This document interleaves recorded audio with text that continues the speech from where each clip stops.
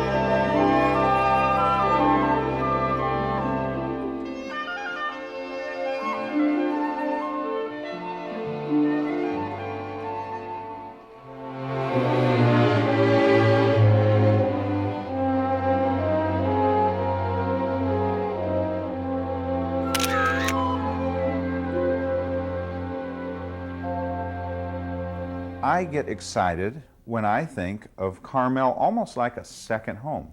It's not too far from where we live, and though I don't have a permanent home down there, it's wonderful to go down and visit Carmel. I've always told my wife, who knows, someday if we're just the two of us, wouldn't it be lovely to have a little cottage on the ocean where we could live for extended periods of time? And that's what I think of when I think of Carmel. It reminds me of a home away from home, a place to retreat and be with the beauty of nature.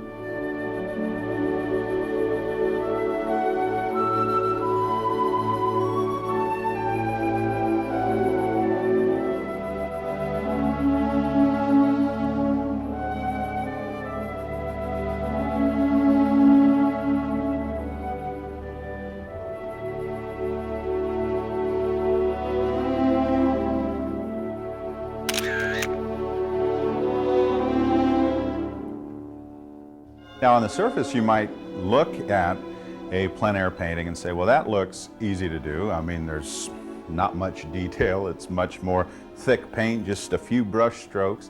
But I can tell you from experience, it is every bit as difficult, and in some ways more difficult, than working in the studio. You can't cover your mistakes. I mean, you are working right from the subject, and you have to get it all at once. In fact, that's another word for plein air painting. They call it alla prima, which means all at once. You start at the top and work your way down, and you can't make mistakes. You have to just make every brush stroke count. Plus, there's the element of time. You only have a little bit of time before the light changes, and so the goal is to quickly capture the impression. It's a real joy to do plein air paintings as an artist, and it's something I love to do when I travel and see new locations, because it's a way of recording what I've experienced.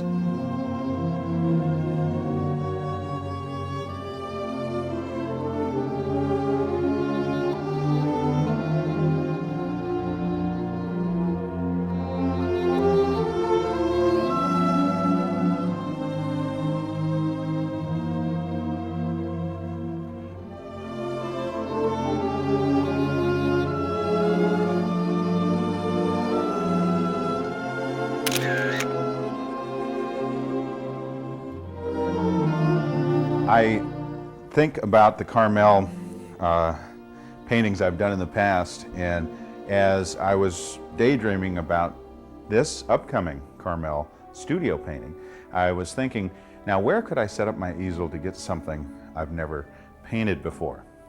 And it dawned on me, you know, all the Carmel street scenes I've done, none of them feature a view out towards the ocean.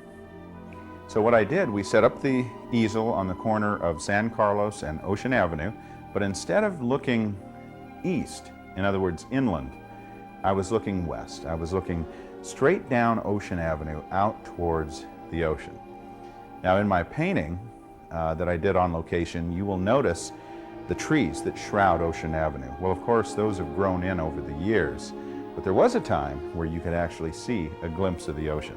So naturally, an artist has it easier than a tree trimmer in real life, but I'm going to trim those trees back a little bit, and we're going to actually be able to see the ocean. Now, in addition, I painted my subject during early morning. That was of necessity because I wanted that hazy effect of light so that the light wouldn't change. Also, I didn't want to be chased off the street by tourists, as I mentioned earlier. Well, in my studio painting, I'm going to paint it at sunset. It will be dusk. It will be that beautiful luminous sky as we look out over the scene, over Ocean Avenue and all the historic old buildings of Carmel. On the left, you will also notice our little bell tower. That is a monument of the old mission bell, and it's one of the Carmel landmarks. That will be featured in the painting. In addition, I'm going to put a lot of vintage vehicles. Now, I love to put vintage vehicles in my paintings. Most of you know I do that often, and it's kind of fun because I love old cars, and so I'm going to be putting a few older vehicles in the painting. It will be the only street scene that I will do in the year 1999. So that means this is the last one for the millennium. So if you want to get in on a street painting, a city scene work, before the turn of the century, this will be your chance to do it. I'm pretty excited about it for another reason, which is Carmel is a place for dreamers. It's a place for artists. I mean, for goodness sake, the city was founded with the idea of providing an environment for artists and poets and writers to be together. And the town still has a little bit of that feel. It is charming, the architecture is unique, but it is a place that really speaks of a love for art. And it will take many weeks to craft the final painting. There will be several figures. Of course, I'll use my own family as models for the painting. I always do. They come over and pose. Merritt has her costume. She loves to get dressed up. Chandler has her favorite little buggy she likes to push. And they've all appeared in the paintings over the years. And now with our new little baby, Everett, I'd like to paint a painting where you can kind of glimpse the entire family.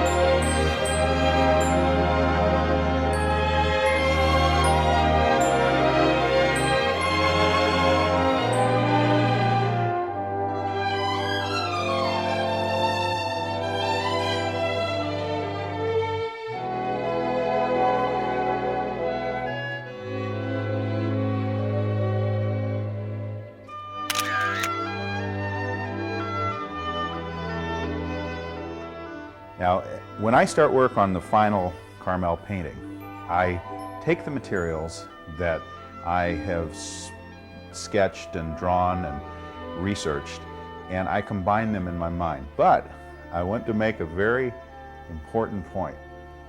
When I work on a plein air study, the goal is to record what is there. That is an observational approach to painting. I'm always asked this question: what's the difference between plein air style and the studio style? Well, in the studio, your imagination is kicking in. I mean, you're at work on that painting, and at least the way I work and my kind of style, which is very idealistic, I get all my emotions involved, and I kind of daydream about these little places within the canvas, and I put the little pathways winding into the distance, and I envision myself going over that hilltop into the valley below. It's more emotion tied. It's more of your sentiment, of your heart, of your romantic view of the world that comes into play. Your imagination really is the key when you're working in the studio. Now, in the plein air style, for me at least, I view that as a very observational approach, what we might call a visualist approach to picture making, to recreate the visual experience.